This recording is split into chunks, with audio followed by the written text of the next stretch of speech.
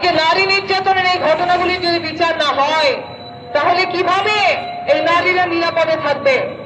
আমরা একটা গণঅভ্যুত্থানের মধ্য দিয়ে একটা সরকার পেয়েছি।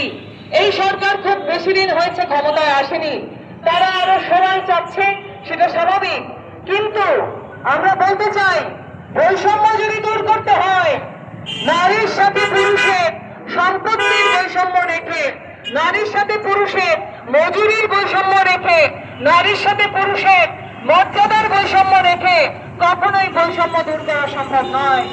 বৈষম্যের বিরুদ্ধে যে গণঅভ্যুত্থান এদেশের ছাত্র জনতা করেছে, সেই বৈষম্য যদি দূর করি তাহলে অবশ্যই সমকাজে সমমজুরি, সম্পত্তিতে সমান অধিকার, সেই অধিকার দিতে হবে, সেই মজুরি দিতে হবে। আমরা আহ্বান জানাবো বর্তমান সরকারকে এই সম্পত্তির ক্ষেত্রে নারী পুরুষের যে প্রাপ্যতার ভিন্নতা আছে এটা দূর করার জন্য, সকল কাজে সমান মজুরি দেওয়ার জন্য। আমাদের সংবিধানে বলা আছে, লিঙ্গ ভেদে, বর্ণ ভেদে, কোন ভেদেই, ধর্ম বর্ণ লিঙ্গ ভেদে কোন বৈষম্য আমরা করব না।